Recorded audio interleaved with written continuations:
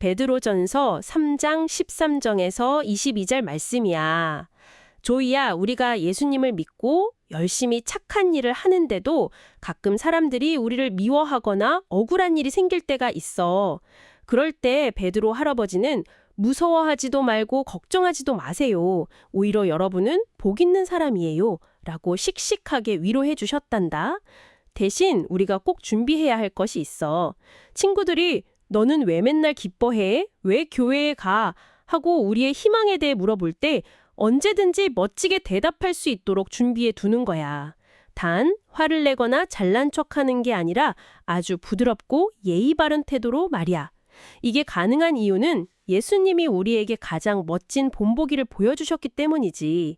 죄가 하나도 없으신 예수님은 죄 많은 우리를 하나님께로 인도하시려고 기꺼이 십자가에서 억울한 고난을 받으셨어.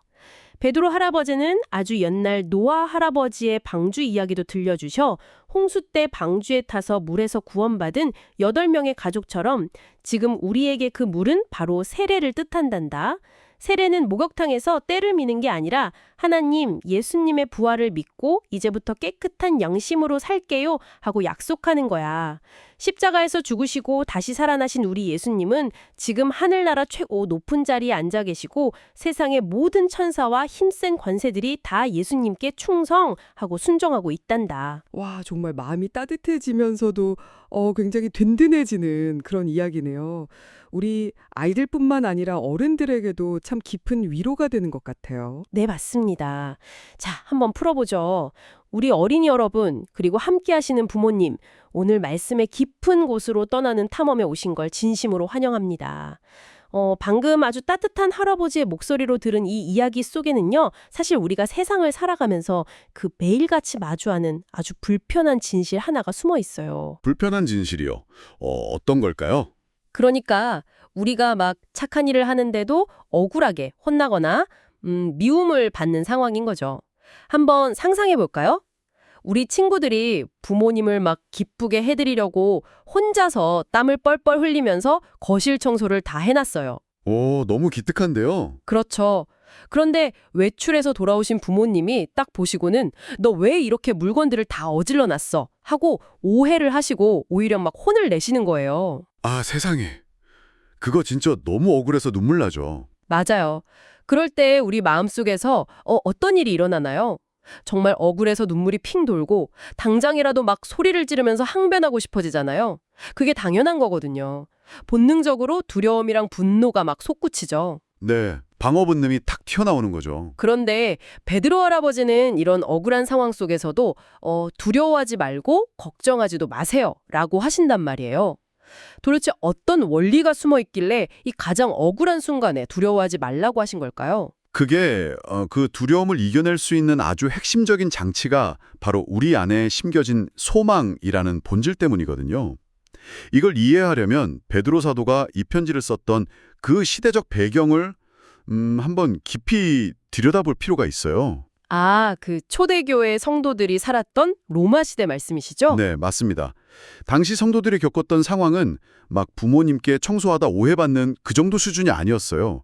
거대한 로마 제국 안에서 그들은 정말 철저하게 오해받고 조롱당했거든요. 사실 그분들은 되게 착하게 살았잖아요. 가난한 사람들도 돕고.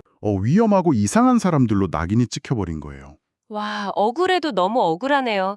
착하게 사는데 나라에서 이상한 사람 취급을 하니까요. 일터에서도 쫓겨나고요. 이웃들에게 미움받고 심지어 막 목숨의 위협까지 받았어요.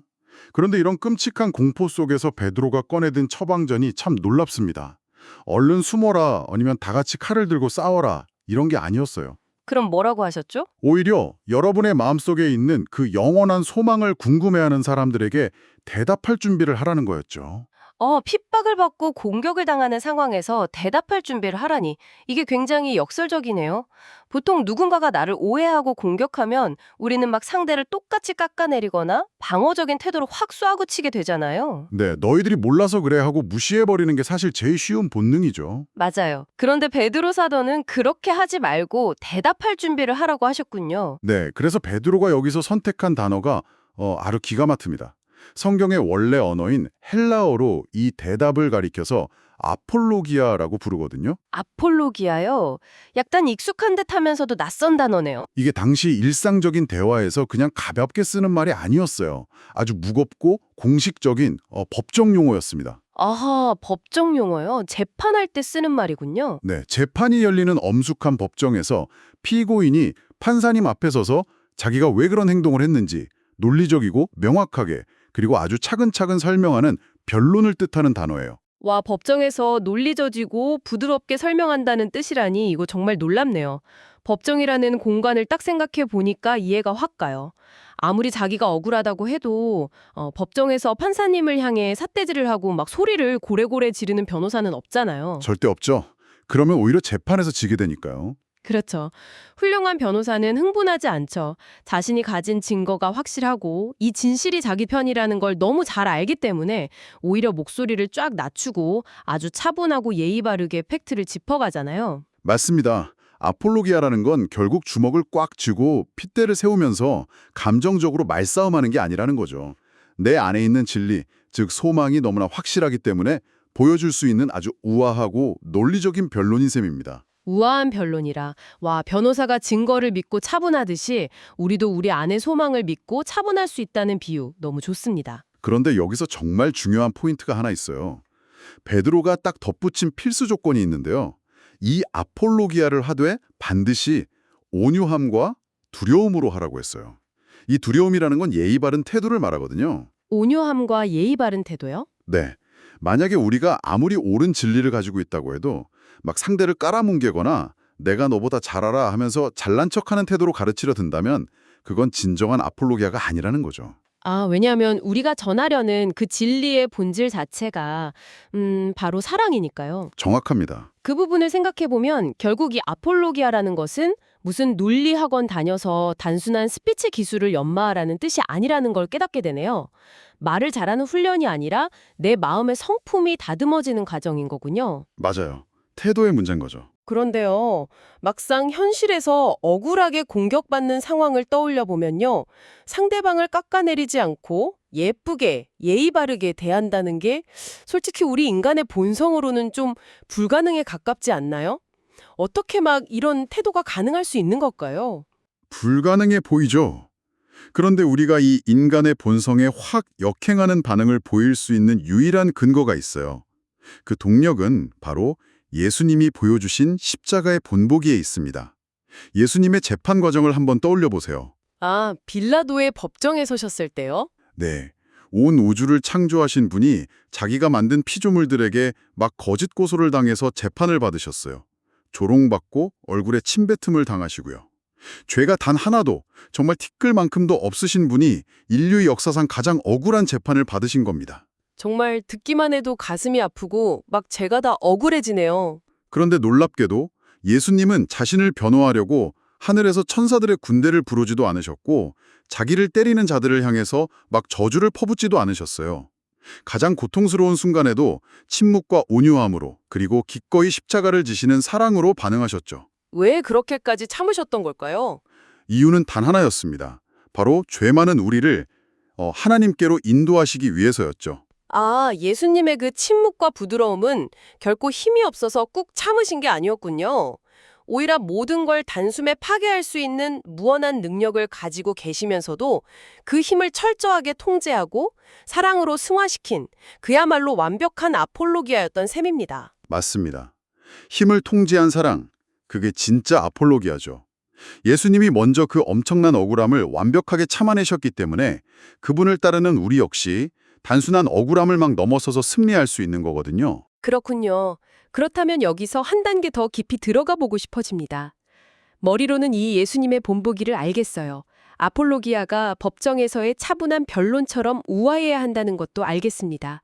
그런데 현실에서 누군가 나를 놀리거나 공격할 때 이미 내 속에서는 막 불길이 훅 치솟고 있는데 겉으로만 억지로 웃으면서 부드럽게 대답하는 건 그건 약간 위선이거나 엄청난 감정 노동에 불과하지 않을까요? 억지로 웃는 거요. 그건 진짜 병나죠. 그러니까요. 언제 어디서든 이 아폴로기아를 아주 자연스럽게 흘려보내려면 우리 마음속 깊은 곳에 어떤 근본적인 장치가 딱 마련되어 있어야 할 것 같거든요. 아, 너무 정확한 지점입니다. 내면의 준비 없이 그냥 겉으로만 부드러운 척 흉내내는 건요. 진짜 위기 상황이 닥치면 금방 미천이 드러나고 말아요. 버럭 화를 내게 되죠. 맞아요. 참다가 폭발하잖아요. 예. 그래서 베드로 사도는 아폴로기아를 가능하게 하는 필수 조건으로 우리 마음의 상태, 즉 깨끗한 양심을 꼭 유지하라고 강권합니다. 그리고 이 깨끗한 양심의 원리를 설명하기 위해서 아주 거대하고 극적인 역사적 사건 하나를 확 소환하죠. 어떤 사건인가요? 바로 노아의 방주와 거대한 홍수 사건입니다. 네. 갑자기 노아의 방주요. 와, 베드로 할아버지는 참 흥미로운 이야기꾼이시네요. 거대한 홍수가 막 세상을 덮쳤을 때 8명의 가족이 배를 타고 구원받았던 그 스펙터클한 사건이 지금 내 마음속의 깨끗한 양심이랑 도대체 어떻게 연결이 된다는 건가요? 그 연결고리가 바로 물이에요, 물. 노아 시대의 홍수는 세상을 가득 채웠던 악과 폭력을 싹 씻어내는 아주 무서운 심판의 물이었잖아요.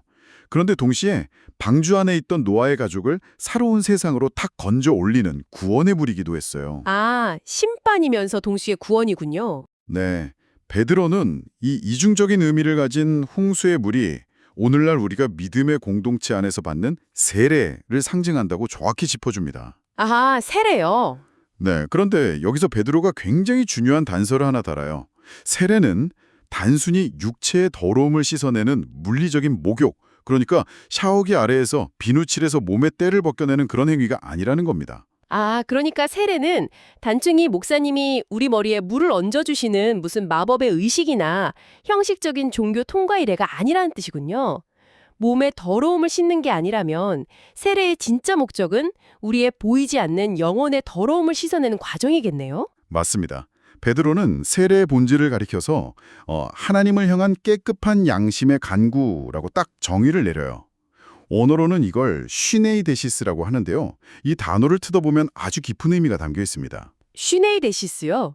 뜻이 뭔가요? 이 단어가 신, 그러니까 함께라는 뜻과 에이데시스, 즉 알다라는 뜻이 합쳐진 말이거든요. 직역을 해보면 함께하는 지식이 됩니다. 함께 안다고요? 그럼 누구랑 함께 안다는 뜻일까요? 바로 나와 하나님입니다. 내 마음속 가장 깊고 은밀한 동기, 남들은 절대 모르는 나의 진짜 속마음을 다른 누구도 아닌 하나님과 내가 함께 투명하게 공유하고 있다는 그 알, 그게 바로 성경이 말하는 양심입니다. 와, 그러니까 세례라는 건 하나님, 예수님의 십자가 피로 내 영혼의 묵은 때를 다 씻어냈으니까 이제부터는 막 거짓말이나 나쁜 집 뒤에 비겁하게 숨지 않고 하나님과 나만이 아는 그 은밀한 공간을 투명하고 깨끗하게 지키며 살겠습니다. 라고 맺는 굳은 약속이자 맹세 같은 거군요. 맞습니다. 정확해요. 하나님은 정말 세심하신 분이네요. 사람들이 겉으로 보는 막 그럴싸한 종교적인 행동, 예를 들면 헌금을 많이 하거나 기도를 길게 하는 그런 게 아니라 아무도 보지 않을 때 내 마음의 동기가 어떠한지 그 시네이데시스가 맑게 빛나기를 원하시니까요. 네, 바로 그겁니다. 그리고 이 쉬네이데시스, 즉 깨끗한 양심이 우리 마음속에 단단하게 자리 잡은 사람은요, 세상 사람들의 시선이나 오해 앞에서 놀라울 정도로 자유로워져요. 내가 하나님 앞에서 이렇게 떳떳하고 투명한데 사람들이 나를 오해하고 비웃더라도 내 내면의 가장 깊은 곳은 흔들리지 않고 평안을 유지할 수 있는 거죠. 마치 방주 밖에는 폭우가 쏟아지고 거친 파도가 치지만 방주 안에 있는 노아의 가족은 안전하고 고요했던 것처럼 말이죠. 와, 네. 완벽한 비유네요. 깨끗한 양심은 정말로 이 거친 세상 속에서 우리를 지켜주는 영적인 방주와 같습니다. 이 내면의 방주가 아주 든든하게 버텨줄 때 비로소 우리는 외부의 공격이 들어와도 막 분노로 맞서지 않고 부드러운 아폴로기아를 건넬 수 있는 여유를 딱 갖게 되는 겁니다. 밖에서는 비바람이 몰아쳐도 내면은 고요한 방주와 같다. 와, 정말 아름답고 힘이 있는 비유입니다. 그런데 솔직히 우리가 이 깨끗한 양심을 아무리 지키려고 매일 노력해도 세상 사람들의 조롱이 진짜 너무 거세거나 내가 가진 소망이 가끔은 너무 초라해 보일 때가 있잖아요. 그럴 때는 마음이 확 흔들릴 수밖에 없거든요.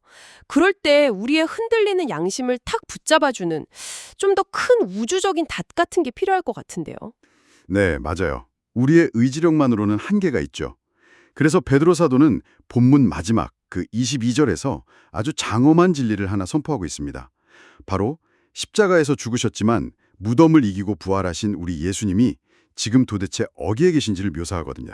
어디에 계시죠? 예수님은 지금 하나님 우편, 즉 하늘나라에서 가장 높고 영광스러운 통치자의 자리에 다리 뻗고 앉아 계십니다.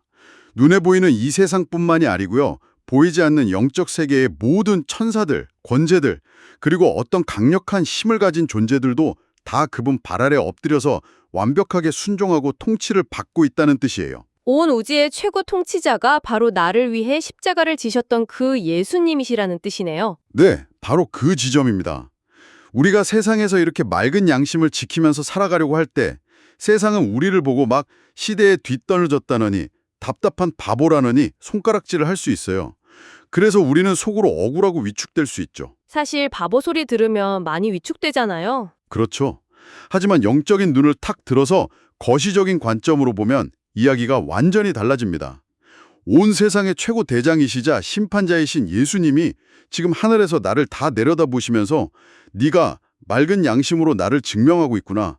그래, 내가 다 안다. 내가 너와 함께 한다 하시면서 전폭적으로 지지하고 응원하고 계신 겁니다. 와, 압도적이네요. 이 압도적인 진리가 우리 등 뒤에 딱 버티고 서 있는데 어떻게 사람들의 작은 오해나 비웃음 앞에서 두려워할 수 있겠습니까? 정말이네요. 온 세상의 모든 천사와 권세들을 지휘하시는 우주 최고 대장님이 내 양심을 인정해 주시고 내 등 뒤에 든든하게 서 계신다니, 이 사실을 우리가 진짜로 믿는다면 세상을 살아가는 우리 발걸음의 무게감 자체가 완전히 달라지겠어요. 그렇죠. 정말 깃털처럼 가벼우면서도 바위처럼 단단해지는 거죠. 자, 그렇다면 이 모든 것이 우리의 일상생활과 무슨 상관이 있을까요? 오늘 배운 이 거대한 진리들, 아폴로기아와 쉬네데시스라는 비밀 무기들을 우리 청취자분들, 특히 아이들의 현실 속으로 어떻게 끌어올 수 있을지 생생하게 한번 적용해 볼까요? 너무 좋죠. 우리 친구들이 학교에 갔다고 가정을 해봅시다. 아주 즐거운 점심시간이에요. 급식실에 앉았는데 오늘 반찬이 무려 내가 제일 좋아하는 돈가스입니다. 아, 돈가스는 못 참죠. 진짜 최고잖아요. 너무 기뻐서 숟가락을 딱 들기 전에 눈을 꼭 감고 두 손을 모아서 하나님, 맛있는 음식 주셔서 감사합니다 하고 기도를 드려요. 그런데 그때 평소에 장난기가 아주 많은 짝꿍이 내 어깨를 툭툭 치면서 큰 소리로 묻는 겁니다. 야, 너 지금 밥 안 먹고 뭐 해? 눈 감고 무슨 이상한 주문 외워? 순간 주변 반 친구들의 시선이 일제히 나를 향합니다.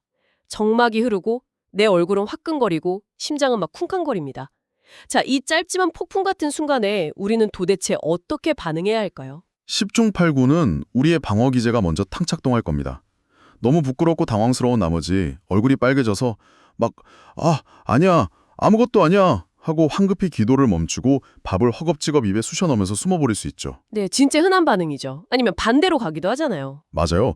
부끄러움이 확 억울함이랑 분노로 바뀌어서 공격적으로 나가는 거예요.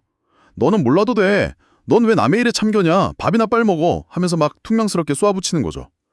베드로 사도가 경계했던 두려움에 사로잡혀서 도망치거나 예의 없이 화를 내는 아주 전형적인 두 가지 모습입니다. 하지만 오늘 우리는 전혀 다른 제3의 길을 선택할 수 있는 아주 강력한 영적인 무기를 장착했습니다. 네, 맞습니다. 가장 먼저 해야 할 일은 내면의 닷, 바로 시네이데시스, 즉 맑은 양심을 단단히 내리는 거겠군요. 심장이 막 쿵쾅거리는 그 1초의 순간 속으로 이렇게 외치는 겁니다. 나는 숨길 것이 전혀 없는 맑은 양심을 가진 하나님의 자녀야. 나를 비웃는 저 친구보다 훨씬 크고 위대하신 분, 우주 최고 대장이신 예수님이 지금 하늘에서 나를 아주 흐뭇하게 그리고 자랑스럽게 내려다보고 계셔. 와, 네. 이 웅장한 사실을 딱 떠올리면서 내면의 당당함을 채우는 거예요. 그렇게 내 속이 하나님의 인정으로 꽉 차오르면 친구들의 시선이 주는 그 부끄러움이나 나의 날카로운 방어 기제는 신기하게도 눈 녹듯이 스르륵 사라지게 되죠. 맞아요. 그렇게 내면이 방주안처럼 딱 고요하고 평안해졌다면 이제 밖을 향해서 두 번째 무기인 아폴로기아, 즉 부드러운 대답을 꺼낼 차례입니다. 아폴로기아의 시간인 거군요. 네, 짝꿍을 째려보면서 화를 내는 대신에요. 혹은 막 기어들어가는 목소리로 변명하는 대신에 눈을 똑바로 맞추고 아주 천사처럼 예쁜 미소를 지으면서 부드럽고 예의 바르게 설명하는 겁니다. 뭐라고 하면 좋을까요? 이거 나는 하나님을 믿는 하나님의 자녀거든. 이렇게 맛있는 밥을 먹을 수 있는 게 너무 감사해서 밥 먹기 전에 하나님께 고맙다고 잠깐 기도하고 있었어. 자, 이제 우리 같이 맛있게 먹자. 와, 이 짧은 대화 속에는 어떤 강요나 싸움도 없잖아요. 하지만 그 아이의 맑은 양심과 그 부드러운 태도는 장난을 막 치려고 했던 친구의 마음조차 완전히 무장해제 시켜버리는 아주 강력한 힘을 발휘합니다. 오히려 그 친구의 마음속에 쟤는 대체 뭘 믿길래 저렇게 당당하고 예쁘게 말하지? 하는 아주 작고 아름다운 파문을 일으키게 되는 거죠. 상상만 해도 정말 가슴이 정말 벅차오르는 지혜로운 모습입니다. 거대한 로마 제국을 무너뜨린 것은 날카로운 칼이나 거친 분노가 아니었잖아요. 억울함 속에서도 웃음을 잃지 않고 자신들의 소망을 아주 예의 바르게 설명했던 초대교회 성도들의 그 작은 아폴로기아들이 하나하나 모인 결과였어요. 오늘날 급식실에서 두 손을 모은 우리 아이들이 친구에게 건네는 그 작고 부드러운 대답 역시 세상을 변화시키는 가장 빛나는 씨앗이 될 거라고 저는 확신합니다. 저도 전적으로 동의합니다. 자, 어린이 여러분, 그리고 함께 들으시는 부모님, 여러분은 오늘 이 깊은 탐험의 끝에서 어떤 모습을 결심하셨나요? 억울하고 부끄러운 순간에 화를 내거나 숨어버리는 대신에 우주 최고 대장님의 든든한 응원을 기억하며 내 마음의 거울, 즉 양심을 늘 맑게 닦아두기로 다짐하셨나요? 그리고 누군가 여러분의 소망을 물어올 때 어떤 예쁜 미소와 따뜻한 대답, 아폴로기아를 건넬지 결심하셨나요? 잠시 각자의 마음소를 깊이 들여다보면서 하나님과 나만이 아는 그 투명한 약속을 맺어보는 시간을 가지면 좋겠습니다. 온 세상의 최고 대장이 되시는 승리의 하나님 아버지, 억울한 일을 당할 때도 우리를 지켜주시고 십자가를 이기신 예수님을 바라보며 용기를 얻게 하시니 정말 감사합니다. 우리 조이가 세상 친구들 앞에서도 부끄러워하지 않고 마음에 있는 예수님의 소망을 예쁘고 부드럽게 대답, 아폴로기아를 할 수 있는 지혜와 용기를 듬뿍 주세요. 물로 몸을 씻는 것처럼 조이의 영혼을 예수님의 피로 맑게 씻어주셔서 늘 하나님 앞에 깨끗한 양심, 슈네이데시스를 가지고 정직하게 살아가는 아이가 되게 도와주세요. 모든 권세를 이기시고 하나님 오른편에서 나를 지켜보시는 예수님의 이름으로 기도합니다. 아멘. 우리 조이, 오늘은 혹시 누가 예수님이 누구야 하고 물어본다면 어떻게 대답할지 거울을 보며 예쁜 미소와 함께 연습해보는 멋진 하루를 보내렴.